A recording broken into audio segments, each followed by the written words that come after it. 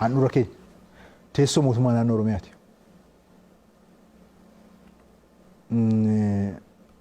Waan lamaa sadi gochuudhaan waan xumuramu miti.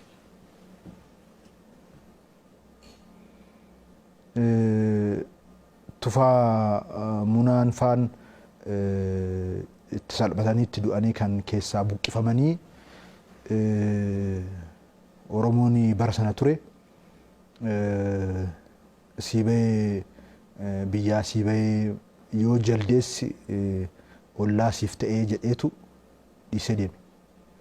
Iddoo jaldeessaarreen dhabee jedhe. Oromoon amma jaldeessaarree ollaa ta'uuf gaafate Finfinnee. Kana gaafachaa ture bara sana. Amma jaldeessaarree iddoo dhorkatan.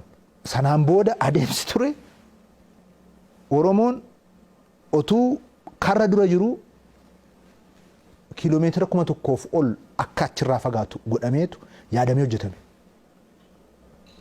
Oromoon kanaaf falmachuu isaa sirriidha. Kanaaf aarsaa kaffaluu isaa sirriidha. Giddugala waan hundaa ka'umsa waan hundaa waan ta'eef.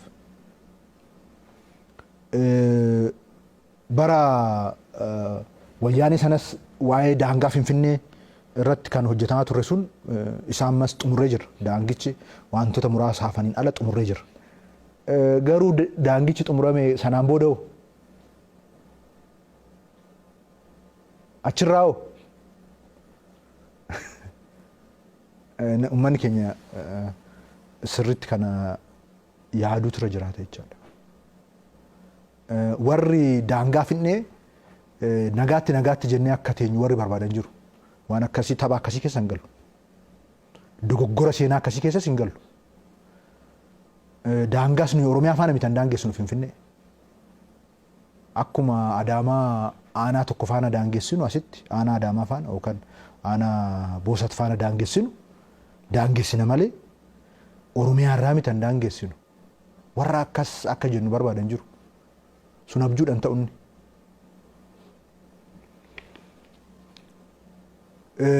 Finfinnee irratti garuu hojii babal'aan keessattuu muummicha ministeeraa keenya irraa kaasee hojii babal'aan hojjetamaa jira.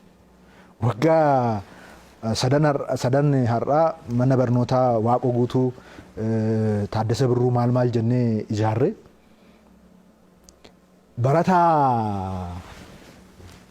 baratu dhabneem burraayuu irraa fe'amee dhufaa ture. Ammoo barreen gaddaa murtee muummichi ministeeraa murteessaniin kabajamoo Dr. Abiy murteessaniin manneen barnootaa hunda keessatti jalqabsiisne. Barataa 56,000 oltu galmaa'e. Eessaa dhufe? Barsiisaa 5,700 ol galchine Finfinnee. Har'a ijoolleen Oromoo afaan ishiitiin barachaa jirti Finfinneetti. Garuu ani yeroo yuunivarsiitii jiru afaan Oromoo taaksii keessatti yeroo silkii dubbannu namni hundi garagaree nu ilaalaa ture. Sun seenaa taa'ee jira amma. Nama 5,000 dhabnee barataa dhabnee 3,000 2,000 dhabnee barataa fe'aa turre. Har'a 56,000 eessaa dhufe? Kanas uummanni keenyatti yaaduu barbaachisa. Waan baay'ee hojjechaa jirra. Itti fayyadama qabeenya irratti, itti fayyadama qabeenya uumamaa irratti, bishaan irratti, daandii irratti, hunda irratti hojjechaa jirra. Finfinnee keessatti qonnaan bulaa keenyaaf giddugala gabaa 10 ijaaraa jirra. Qonnaan bulaa keenyaaf, horsee bulaa keenyaaf. Finfinnee keessatti hora